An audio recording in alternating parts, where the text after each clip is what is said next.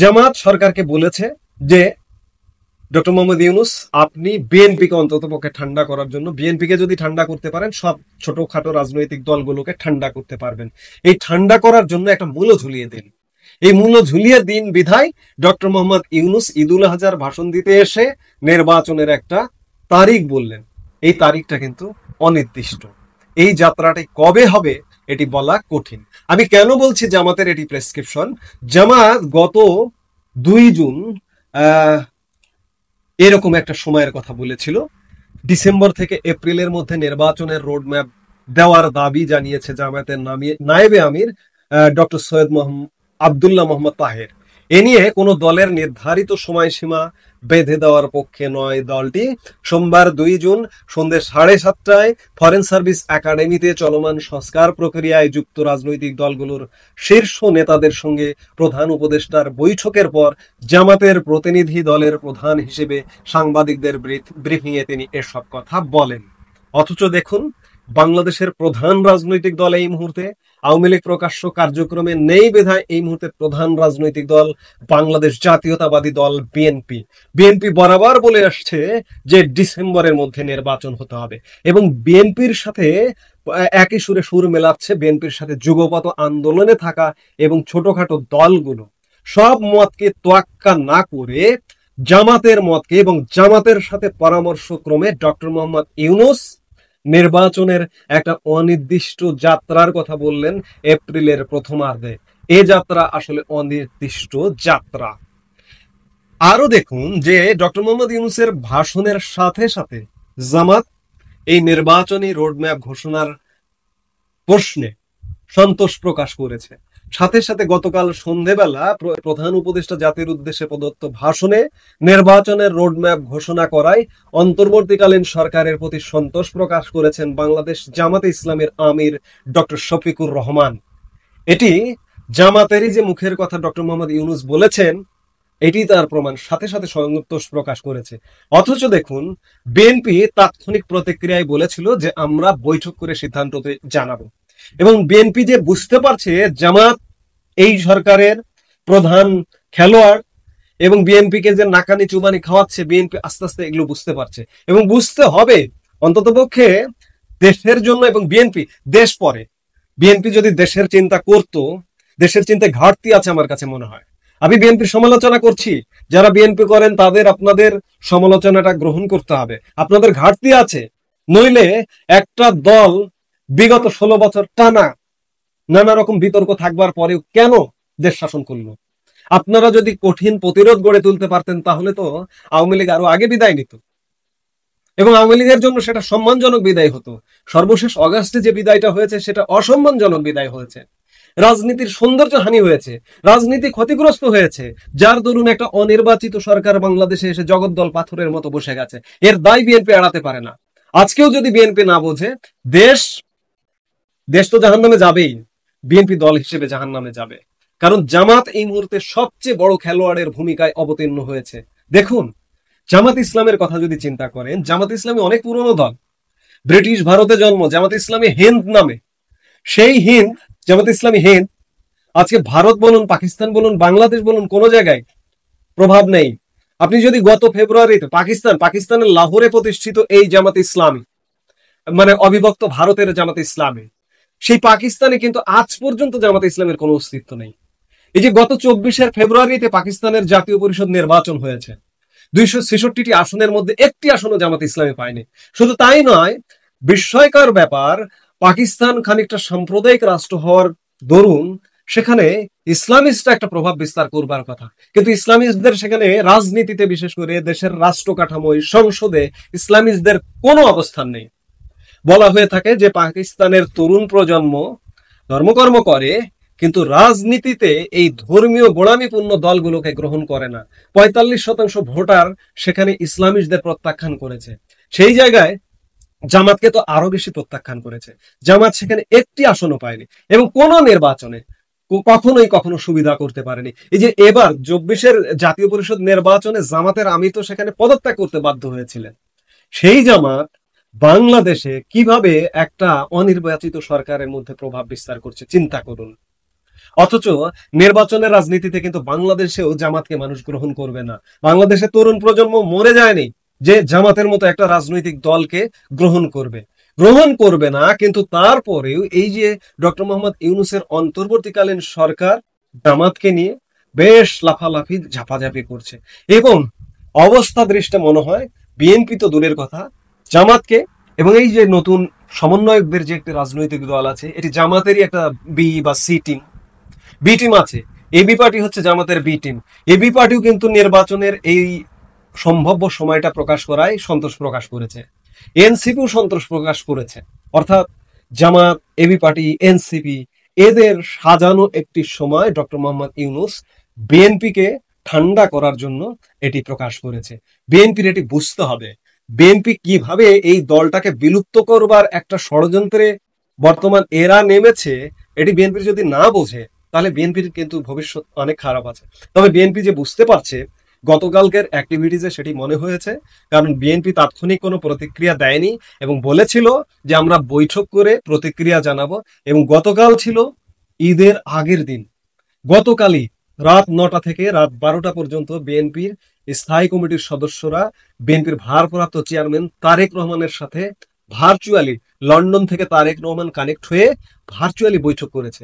এবং ভার্চুয়ালি বৈঠক করে বিএনপি সংবাদ মাধ্যমে বিজ্ঞপ্তি পাঠিয়েছে এবং বিজ্ঞপ্তি পাঠিয়ে বলেছে যে প্রধান উপদেষ্টার শব্দচয়ন রাজনৈতিক ভব্যতা অতিক্রম করেছে।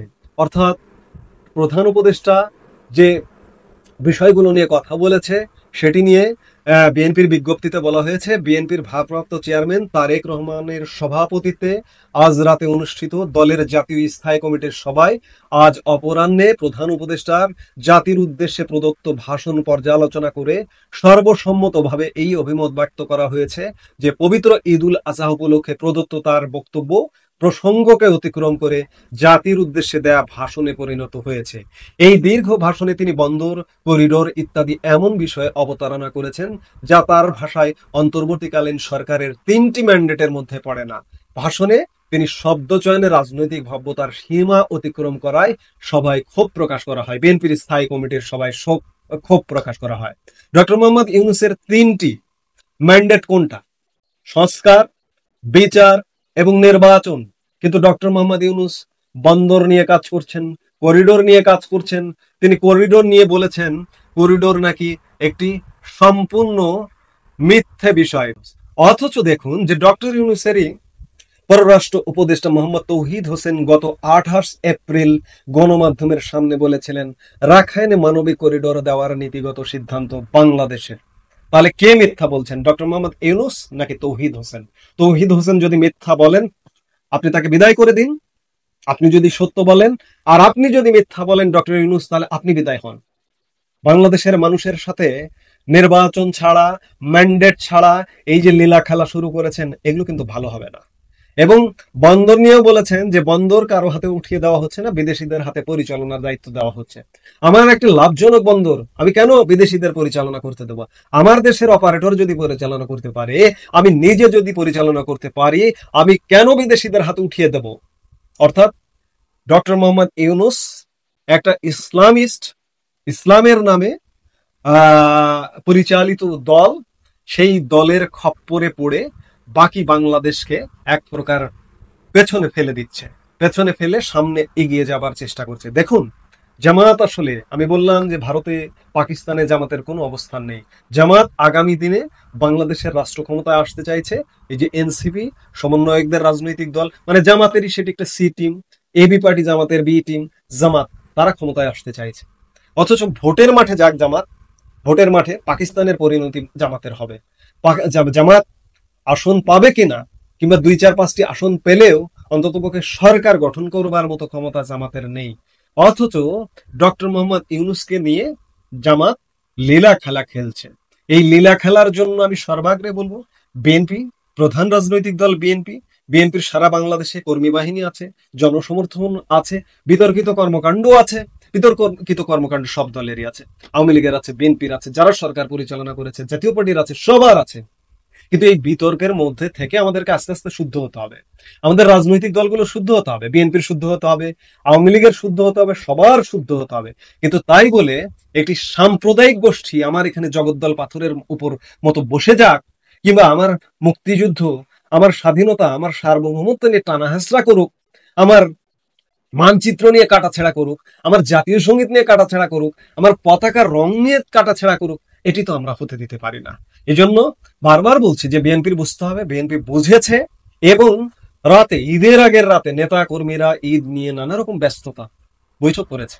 বিএনপি অবশ্যই গুরুত্ব সহকারে নিয়েছে বিষয়টি, এবং নিয়ে আগামীর পদক্ষেপ নিতে হবে, নইলে দেশ এক ভয়ানক পথে যাচ্ছে। বিএনপি আপনাদেরও অস্তিত্ব থাকবে না, আওয়ামী লীগেরও অস্তিত্ব থাকবে না, কারোই অস্তিত্ব থাকবে না। বাংলাদেশ এক সাম্প্রদায়িক শক্তির হাতে চলে যাবে। এই চলে যাওয়া থেকে সবাই মিলে বাংলাদেশকে রক্ষা করতে হবে। যে ডক্টর মোহাম্মদ ইউনূস আসলে এপ্রিলের 31 তারিখে নির্বাচন দেবেন। এপ্রিলের 31 তারিখ আসলে হয় না, 30 মার্চ। আবার কেউ কেউ বলছেন যে ডক্টর মোহাম্মদ ইউনূস ফেব্রুয়ারির 30 তারিখে নির্বাচন দিবেন, ফেব্রুয়ারি 28 মার্চ, লিপ ইয়ারে এটি 29 হয়।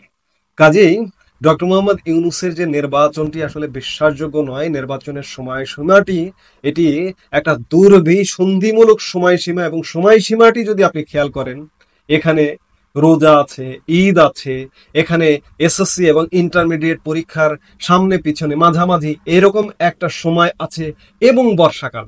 এপ্রিল মাস থেকে আমাদের কিন্তু বর্ষাকাল শুরু হয়ে যায়, খানিকটা বৃষ্টি বাদল, ঝড় বাদল, বৈশাখী, এগুলো হয়। আবহাওয়া কিন্তু অনুকূলে থাকে না। এমন একটি সময়কে ডক্টর মোহাম্মদ ইউনূস সময় দিলেন, আসলে যে সময়টি আসলে এপ্রিলের 30 তারিখ কিংবা ফেব্রুয়ারির 28 তারিখের মতোই অবস্থা। আসলে সত্যিকার অর্থে, সামগ্রিক অর্থে যদি বলেন যে নির্বাচনটি আসলে কবে হবে, এটি ডক্টর মোহাম্মদ ইউনূস এই মুহূর্তে নিজেও বলতে পারেন না, নিজেও জানেন না। কারণ তার তো দুর্বিসন্ধি পরিকল্পনা বহুদিনের।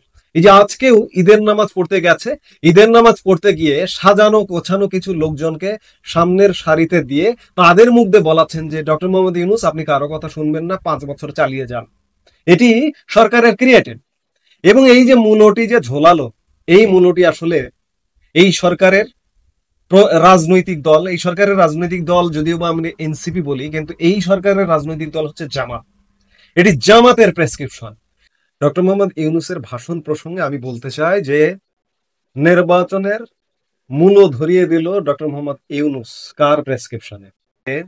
আপনারা জানেন যে গতকালকে প্রধান উপদেষ্টা ডক্টর মোহাম্মদ ইউনূস পবিত্র ঈদুল আজহা উপলক্ষে একটা শুভেচ্ছা বাণী দেবার কথা বলেছিলেন। সেই শুভেচ্ছা বাণীটি আসলে এক প্রকার জাতির উদ্দেশ্যে ভাষণে পরিণত হয়েছে।